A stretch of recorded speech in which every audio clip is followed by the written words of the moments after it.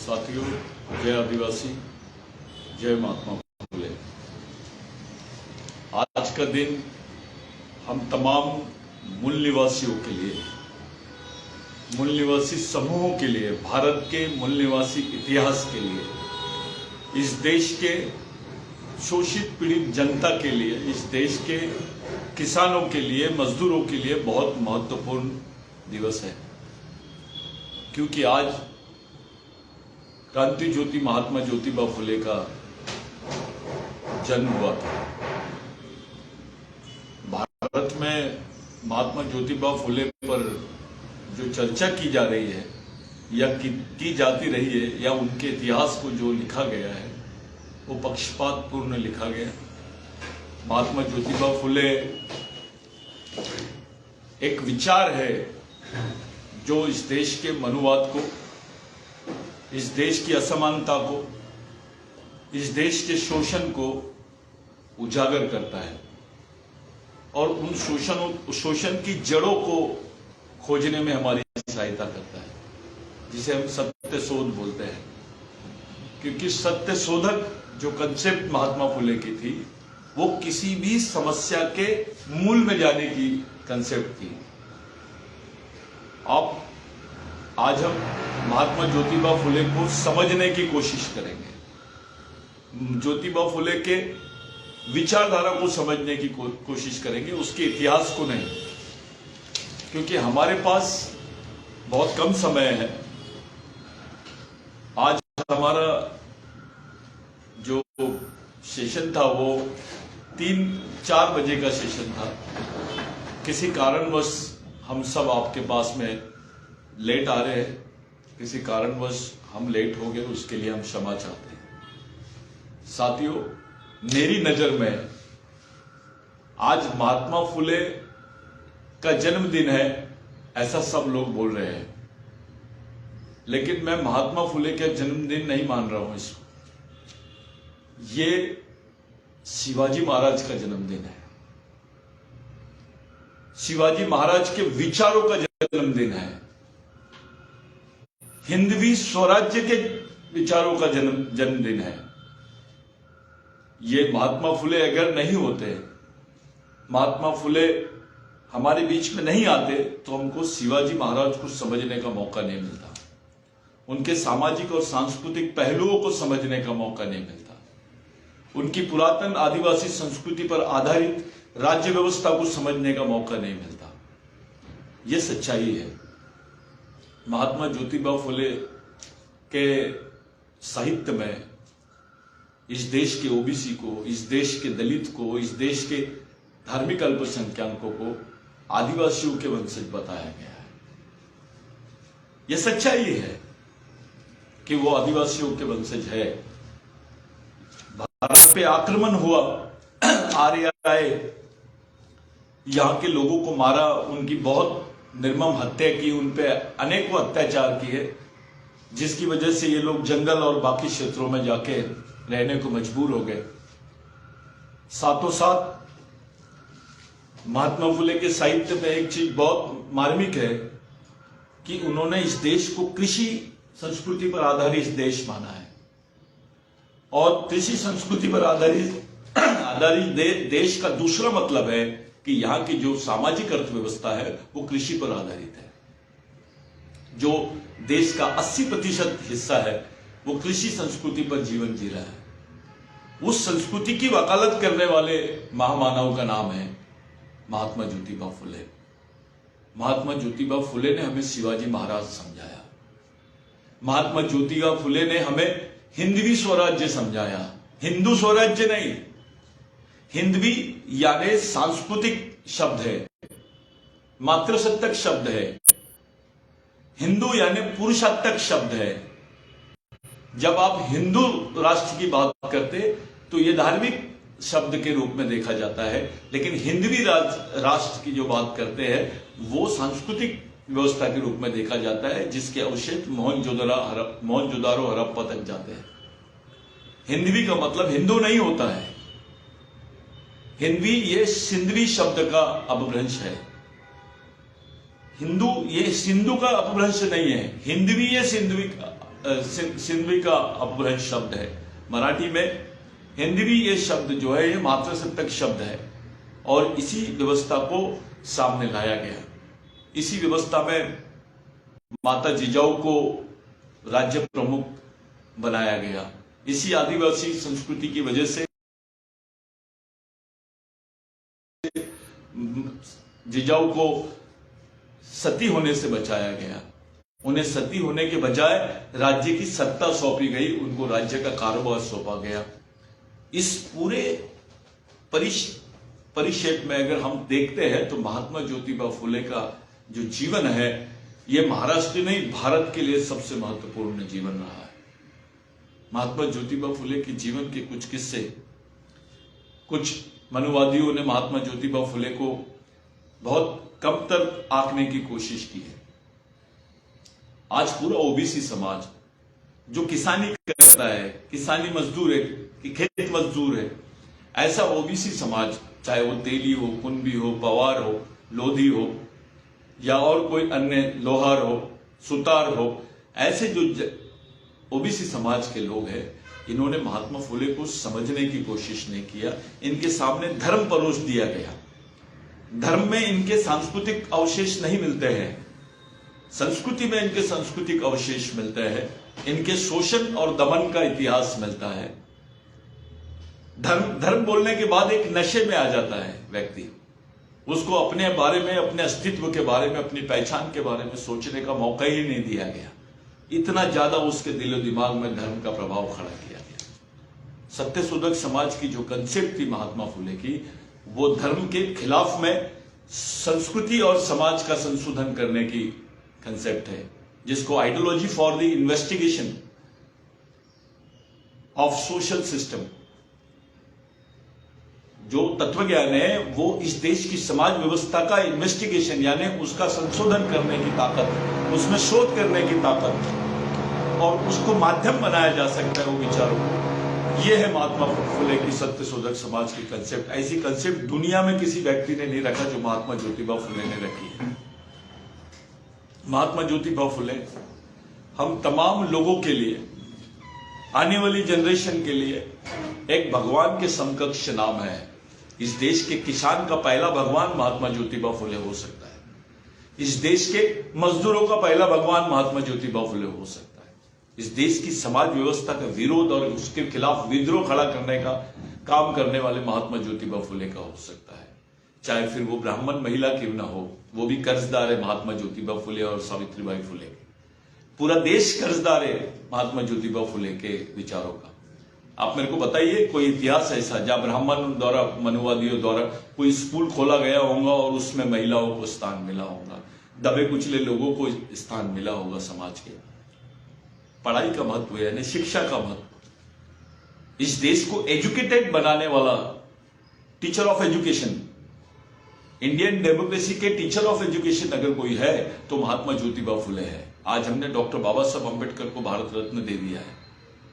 Doctor बाबा साहब अम्बेडकर महात्मा ज्योतिबा फुले के follower थे, उनके शिष्य थे। अब उनके शिष्य को देने के बाद गुरु को महात्मा भारत रत्न की उपाधि देना, यह उनका अपमान है। अब जरूरी हो गया है कि कुछ ऐसी चीजें खड़ी की जाए जो इनके प्रॉपर सम्मान को उजागर करें। महात्मा ज्योतिबा फुले वो नाम है जिसने शिवाजी महाराज को न्याय दिया, उसकी विचारधारा को न्याय दिया इस व्यवस्था में। उनके शिवाजी महाराज की तरफ एक अलग एंगल से देखने की जो दृष्टिकोण हमारे में आई है वो महात्मा ज्योतिबा फुले की वजह से आई है। पूरा देश उसका ऋणी है, नहीं तो मनुवाद में शिवाजी महाराज का ही नहीं दिखाई देता है। शिवाजी महाराज को शेतकरी बोला, यानी किसान बोला है, किसानों का राजा बोला है। और वो पॉलिसीज जो थी शिवाजी महाराज की, जो उन्होंने लागू की थी किसानों के लिए और मजदूरों के लिए, उस पॉलिसी के अंतर्गत महात्मा ज्योतिबा फुले ने उनको जिस किसानों का देवता बोला है शिवाजी महाराज को। शिवाजी महाराज का इतिहास ब्राह्मणिकल इतिहास हो ही नहीं सकता है, धार्मिक इतिहास हो ही नहीं सकता है। सिंधवी स्वराज्य का इतिहास ये धर्म का इतिहास नहीं है, इसको गलत तरीके से इंटरप्रेट किए गए हैं। मैं ये जवाबदारी से इसलिए बोल रहा हूं क्योंकि मैंने इसके ऊपर 6 साल से काम किया है। मैं 6 साल बाद उस निष्कर्ष पे पहुंचा हूं कि शिवाजी महाराज का जो इतिहास है वो सांस्कृतिक समाज व्यवस्था का इतिहास रहा है। उनकी जो व्यवस्था थी वो गण व्यवस्था से प्रेरित व्यवस्था थी। उनकी व्यवस्था में महिलाओं का स्थान सर्वोच्च था और वो आदिवासी संस्कृति से पूरी तरह प्रभावित थे, क्योंकि महादेव कोड़ी और मराठा ये समानार्थी शब्द थे उस समय। महादेव कोड़ी आदिवासी वंश के लोग हैं और मराठा उनके वंशज हैं। ये एक दूसरे से जुड़े हुए लोग हैं। जो महात्मा ज्योतिबा फुले ने क्लियर किया कि ये इस देश के मूल मालिक थे।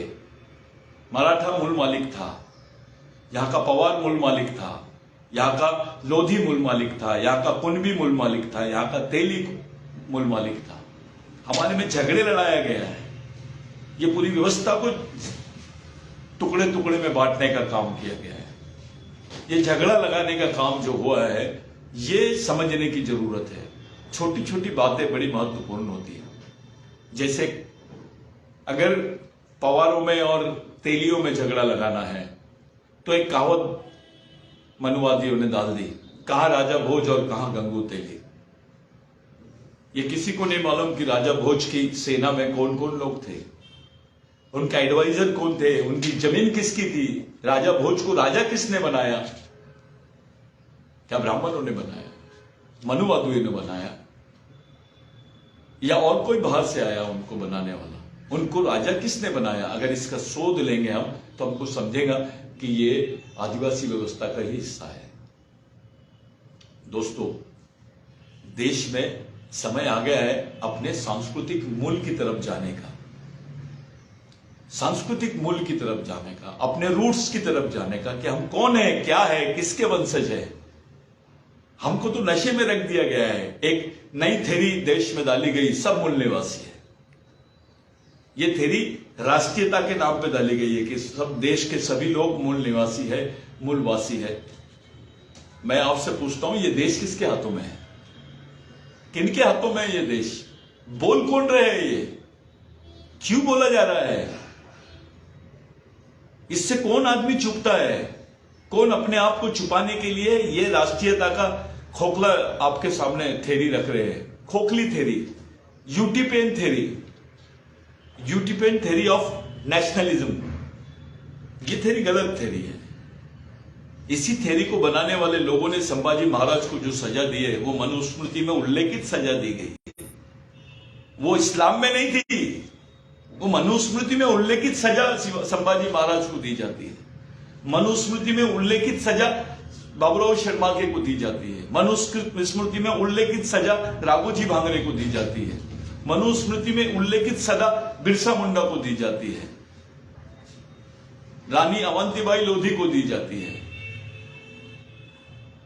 ये चीजें हमको समझने योग्य है। ये आज जरूरत है इसको समझने की।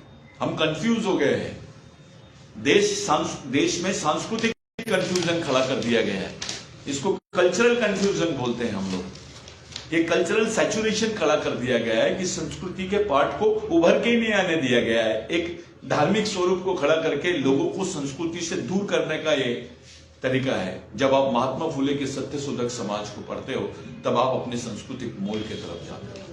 डॉक्टर बाबा साहब अम्बेडकर ने जो दीक्षा ली वो भले बौद्ध धर्म की दीक्षा ली होगी, लेकिन जो उनकी 22 प्रतिज्ञा है, जो प्रतिज्ञा है उनकी 22 प्रतिज्ञा, वो सत्यशोधक समाज की कंसेप्ट पर आधारित है। क्या नहीं करना है ये पहले, क्या करना है वो सेकंड फेज में है। क्या नहीं चाहिए हमको, कौन नहीं चाहिए हमको, ये पहले तय करना है। हमारे लिए धर्म ऑप्शन नहीं है, हमारे लिए संस्कृति ही ऑप्शन है। इस देश में सांस्कृतिक राष्ट्रवाद को ही खड़ा करना पड़ेगा। धार्मिक राष्ट्रवाद इस देश की आत्मा नहीं है। इस देश के मूल जो है वो सांस्कृतिक राष्ट्रवाद की तरफ है और महात्मा फुले सांस्कृतिक राष्ट्रवाद के जनक है। वही महात्मा फुले लोकमान्य तिलक की जमानत लेते हैं। वो जातिवादी हो सकते हैं क्या? आप कंपैरिजन कीजिए किसी भी महापुरुष का। यहां जाति और उसकी बात नहीं है। महात्मा फुले जी का और आप आरएसएस की मूवमेंट का आप कंपैरिजन कीजिए, उसकी तुलना कीजिए, क्या बात है। इतनी बड़ी क्रांति करने वाली विचारधारा इस देश में मेजोरिटी में नहीं आई। इतना बड़ा परिवर्तन लाने वाली विचारधारा इस देश में मेजोरिटी में नहीं आई। जिस विचारों से इस देश की महिलाओं को पढ़ने नहीं मिला, जिन विचारों से इस देश के दलितों को पानी नहीं मिला, उनको कपड़े नहीं मिले, जिन विचारों की वजह से आदिवासियों के बदन पे कपड़े नहीं है, जंगल में रहने के लिए मजबूर हो गए, उन विचारों के लिए आज वो विचार बहुसंख्यकवादी विचार हो गए, बहुसंख्यावादी विचार हो गया वो। और जो विचारों ने हमको पढ़ना सिखाया, जिन विचारों ने हमको स्वाभिमान खड़ा करना सिखाया, जिन विचारों ने हमको मानवता सिखाई है, जिन विचारों ने इस देश की व्यवस्था के खिलाफ हमको लड़ना सिखाया, वो विचारधारा माइनॉरिटी में आ गई है, वो अल्पसंख्या में है। ये पहली हार है, आइडियोलॉजिकल हार है हमारी। भारत के किसानों की, मजदूरों की, ओबीसी की, दलित की, धार्मिक अल्पसंख्याओं की, आदिवासियों की जो वैचारिक हार है वो ये है कि महात्मा फुले के विचारों से हम ज्यादा प्रभावित नहीं हो गए। महात्मा फुले के विचारों को हमने अपने दिमाग का केंद्र बिंदु नहीं बनाया, हमारे विचारों का केंद्र बिंदु नहीं बनाया। महात्मा फुले पर हम काम नहीं किए या महात्मा फुले को समझ नहीं पा रहे हैं। कोई भी आबा बाबा आता है, हमको समझा देता है, क्या वो हमारे को हमारी पहचान दिला सकता है, हमारा आरक्षण दिला सकता है, हमारा संरक्षण दिला सकता है, हमारे बाल बच्चों की जो हमारी आने वाली जनरेशन के जीवन के बारे में बता सकता है? ये आपको धार्मिकता में नहीं मिलेंगे। आप कोई भी धर्म में जाइए, आप में सामाजिकता आना बहुत जरूरी है। आपको अपनी सांस्कृतिक मूल की तरफ जाने का संदेश महात्मा फुले के जीवन से मिलता है। महात्मा फुले की वजह से आज महिलाएं इस देश में पड़ी है। कोई इस बात को नकार सकता है? इस बात का कोई क्रिटिसाइज कर सकता है? इस बात को महात्मा फुले के पहले कोई इस चीज को किसी तरीके से सामने लाया? महात्मा ज्योतिबा फुले की जो लाइन थी, जो उनका काम करने का तरीका था, एक ऐसे बेल्ट में जहां पूरा मनुवादी सिस्टम था, जहां पूरा ब्राह्मणिकल सोशल ऑर्डर पे आधारित सिस्टम था, उस जमीन पर महात्मा फुले का काम मामूली काम नहीं है। इतनी डिफिकल्ट परिस्थिति में काम करने का अनुभव तो बाबा साहब को भी प्राप्त नहीं हुआ। लेकिन ये लोग मनुवाद का शिकार हुए हैं, ब्राह्मणवाद का शिकार हुए हैं। इनके साथ उस तरीके का भेदभाव हुआ है, चाहे महात्मा ज्योतिबा फुले रहे, अंबेडकर रहे, या पंजाब राव देशमुख रहे, या तुकाराम महाराज रहे, या तुकडोजी महाराज रहे, या छत्रपति संभाजी महाराज रहे, या शिवाजी महाराज रहे। ये भी अपमानित किए गए हैं जिन विचारों ने हमारे छत्रपति महाराज को अपमानित किया है। हिंदुत्व और हिंदवी स्वराज्य की विचारधारा को परखने नहीं दिया हमको। वो विचार हमारे बीच में कैसे आदर्श हो सकते हैं? किस तरफ हम जा रहे हैं? कौन सी दुनिया की तरफ जा रहे हैं? मैं कंपैरिजन नहीं कर रहा, मैं कोई तुलना नहीं कर रहा, लेकिन मैं आपसे पूछता हूं, थोड़ा सा ऐसा सोचिए कि जिस तरीके का प्रभाव पूरे देश में आज सावरकर जी के बारे में चर्चा हो रही है, जिस तरीके से उनको पॉलिटिकलाइज कर दिया गया, उनका राजनीतिकरण किया जा रहा है, मैं समझा नहीं आज तक के महात्मा फुले पे क्यों नहीं हुआ? महात्मा फुले पे चर्चा क्यों नहीं हुई? मेरे दिमाग के बाहर हो गया ये कि सावरकर पे देश में चर्चा होती है और महात्मा फुले पे नहीं होती। सावरकर जी की जो विचारधारा है और महात्मा फुले की जो विचारधारा है, वो क्या देश को दोनों विचारधारा में से कौन सी विचारधारा आज के तारीख में प्रासंगिक नजर आती है? हम धार्मिक कट्टरता या धर्म का आदर्श रखने का एक नया अनुभव आ सकता है, एक आधुनिक विचारधारा का हिस्सा हो सकता है, लेकिन इस देश में आज भी सामाजिक विषमता है, इस देश में आज भी शोषण है, इस देश में आज भी जाति के नाम पे शोषण हो रहा है, इस देश में आज भी एक जाति सबसे ऊपर और बाकी जाति उसके नीचे, ये व्यवस्था है। इसको कोई झुटला सकता है? नहीं झुटला सकता है। भारत में गांधी जी, इन्होंने महात्मा ज्योतिबा फुले से प्रेरणा ली है। डॉक्टर अंबेडकर, इन्होंने महात्मा ज्योतिबा फुले से प्रेरणा ली है। बाबा साहब को हमने भारत रत्न दे दिया, महात्मा फुले को कौन सा रत्न कहोगे आप? कौन सी उपाधि दोगे? बाबा साहब तो महात्मा ज्योतिबा फुले से प्रेरणा लिए और उनको ये किए, वो तो उनके शिष्य थे। महात्मा ज्योतिबा फुले का क्या? ऐसे समय महात्मा ज्योतिबा फुले को भारत रत्न देने की बात करना, ये महात्मा ज्योतिबा फुले के विचारों का अपमान है। विशेष करके आज आदिवासियों में चर्चा है कि महात्मा ज्योतिबा फुले, जिन्होंने पहला साहित्य लिखा इस देश में, जिस आदमी ने first man of the Indian sociology who has proved that tribals are the indigenous people of India, जिन्होंने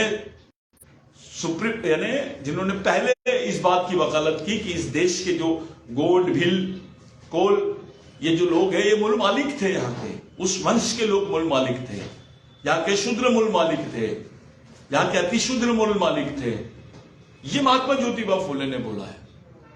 2000 उनके जाने के बाद, महात्मा ज्योतिबा फुले के जाने के बाद 110 साल बाद में भारत के सुप्रीम कोर्ट ने बोला है कि आदिवासी इस देश के मूल मालिक है।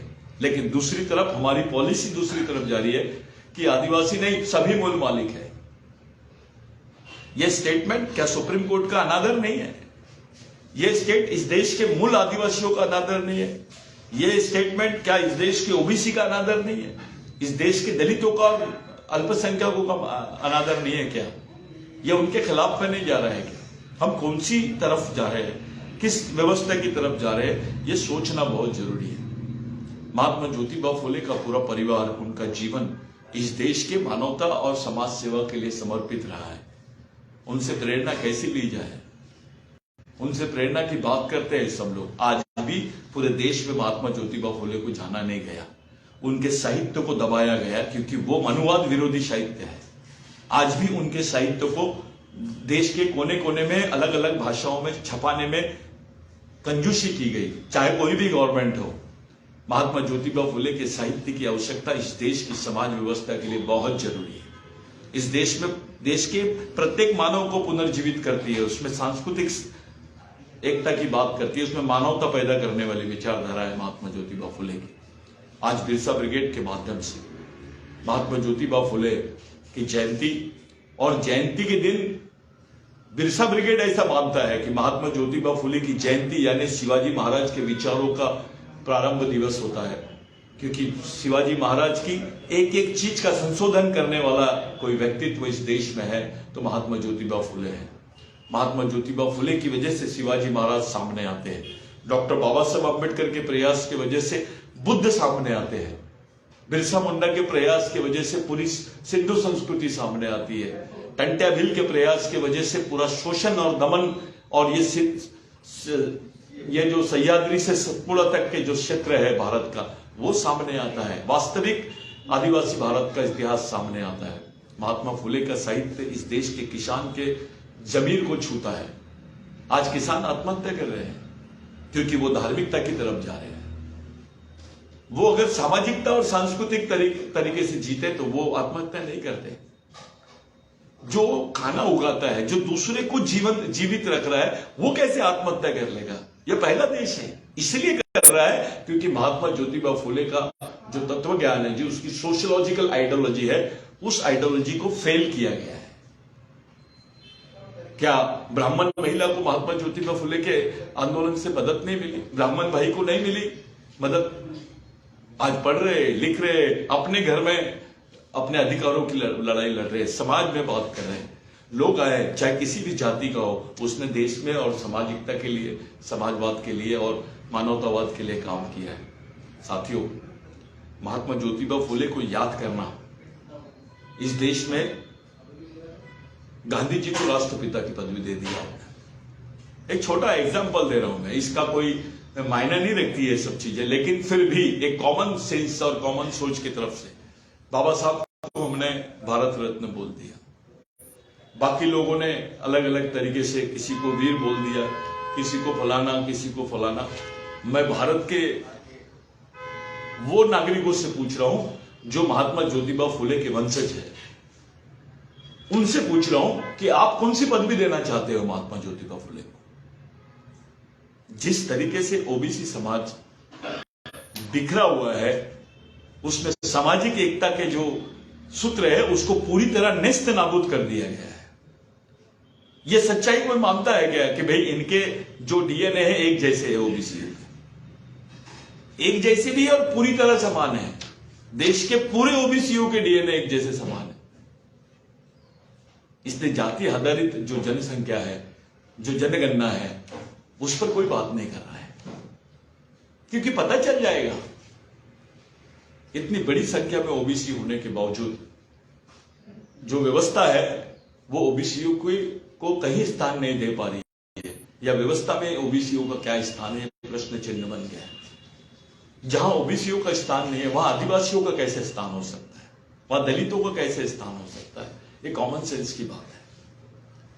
आज का दिन उस सांस्कृतिक सामाजिक परिवर्तन की लड़ाई के लिए समर्पित है। बिरसा ब्रिगेड की तरफ से मैं एक शब्द इस देश में सबसे ज्यादा महत्वपूर्ण माना जाता है, जिसको भगवान बोलते हैं। मैं भगवान से बड़ा शब्द महात्मा ज्योतिबा फुले के लिए इस्तेमाल करना चाहता हूं। महात्मा ज्योतिबा फुले को एक ऐसे शब्द से नवाजा जाए जो देश में किसी को ना दिया हो, क्योंकि अब भारत रत्न देने के लिए हम उस लायक नहीं रहे। ये बहुत पहले इस देश ने याद कर लेना चाहिए था। मंडल कमीशन बनता है ओबीसी पर, लेकिन वही मंडल कमीशन के चाहने वाले लोगों ने कभी महात्मा ज्योतिबा फुले को सामने नहीं लाया। पार्लियामेंट में महात्मा ज्योतिबा फुले का फोटो आया है, पुतला है क्या? लोगों ने ऐसा समझ लिया है कि भारत के संवैधानिक व्यवस्था में महात्मा ज्योतिबा फुले का योगदान नहीं है। बिल्कुल गलत, बहुत बड़ा योगदान है। उस पर चर्चा कभी हम बाद में करेंगे। महात्मा ज्योतिबा फुले की वजह से आज हमको शिवशाही समझ में आ रही है। साथियों, दुख इस बात का है कि महात्मा ज्योतिबा फुले के विचारों पर आधारित आंदोलन जिस व्यवस्था और जिस वर्ग के लोगों ने चलाना चाहिए था, उन्होंने आज महात्मा ज्योतिबा फुले के विचारों से बेईमानी कर दी। उनमें हम भी शामिल हैं। आज के दिन भले ही महात्मा ज्योतिबा फुले की जयंती रही होगी, लेकिन हमारे लिए यह सामाजिक सांस्कृतिक चिंतन दिवस के रूप में है। हमने इसको गंभीरता से सोचना चाहिए कि अगर महात्मा ज्योतिबा फुले के विचारों का और उनके विचारों को इस देश में जो स्थान मिला है, वही स्थान हमको मिला है। अगर हम उसको अच्छे से एनालिसिस करेंगे, उसका विश्लेषण करेंगे, तो हमको समझ में आएगा कि महात्मा ज्योतिबा फुले के विचारों का राष्ट्रीयकरण नहीं हो पाया। इसका मतलब यह है कि हमारे सामाजिक अस्तित्व का भी राष्ट्रीयकरण नहीं हो पाया, हम में भी राष्ट्रीय सामाजिक एकता निर्माण नहीं हो पाई है। ये बहुत जरूरी है। आज के दिन मैं आप तमाम लोगों को विनती करता हूं कि यह दिन हमारे लिए सामाजिक चिंतन का दिवस है, सामाजिक सत्य शोध का दिवस है। यह हमारे लिए छत्रपति शिवाजी महाराज के विचारधारा के हिंदवी स्वराज्य का दिवस है। आज के दिन यहां से शुरू होता है महात्मा ज्योतिबा फुले का आंदोलन। महात्मा ज्योतिबा फुले नहीं होते तो हमको शिवाजी महाराज समझने के लिए बहुत समय लगता। हम कहीं तो भी उनको गागा भट्ट से कम आंक लिए होते। गागा भट्ट हमारे लिए सबसे बड़े उच्च स्थान हुए रहते और शिवाजी महाराज हमारे लिए छोटे, अगर महात्मा ज्योतिबा फुले नहीं होते। साथियों, विषमता के खिलाफ की लड़ाई, शोषण के खिलाफ की लड़ाई और दमन के खिलाफ की लड़ाई, चाहे किसी भी समाज का हो, चाहे ब्राह्मण क्यों ना हो, विचारों का जो स्थान है वो सर्वोपरि है। आज के दिन मैं महात्मा ज्योतिबा फुले को पूरे बिरसा ब्रिगेड की तरफ से क्रांतिकारी अभिवादन करता हूं। हम आदरांजलि देते हैं। जय बिरसा, जय आदिवासी, जय फुले।